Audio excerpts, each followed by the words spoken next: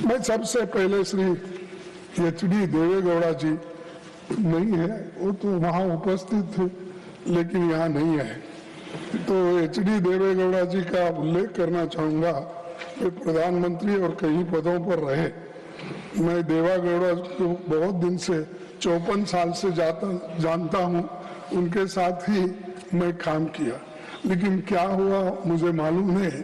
वो तो प्रेम हमारे साथ किए, मोहब्बत हमारे साथ, शादी मोदी साहब के साथ की।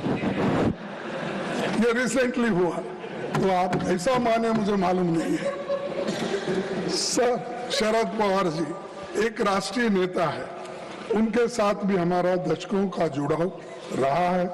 मुझे खुशी है कि वे दोबारा इस सदन का मार्गदर्शन करेंगे। संसदीय मामलों के गहन जानकार हमारे डीएमके के साथी तिरुचिवा जी अगले 6 साल सदन की कार्रवाई में फिर भाग लेंगे और उन्होंने बहुत कुछ अपनी बातों को रखा।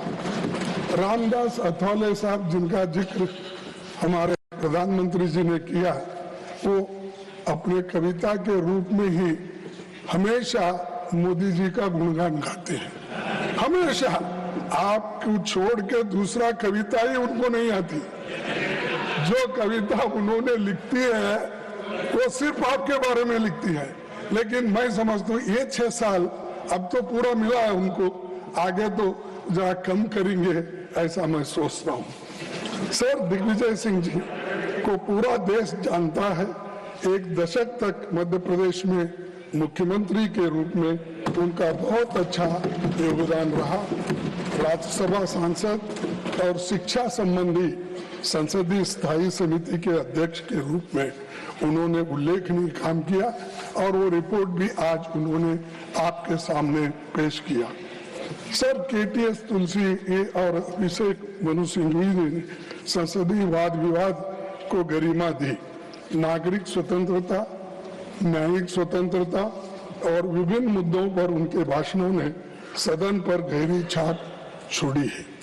हमारे मुखर साथी शक्ति सिंह गोयल और नीरज डांगी की बातें करते हुए मैं भावुक होता हूँ, इसीलिए कि अपनी योग्यता और क्षमता के साथ इन्होंने सराहनीय योगदान दिया है। सदन के साथ साथ संसदीय समितियों में भी अच्छा काम किया है।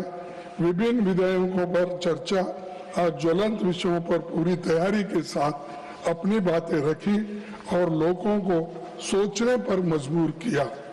श्रीमती रजनी पाटिल समाज कल्याण, महिलाओं और बच्चों से संबंधित मुद्दों पर लगातार मुखर होते रही।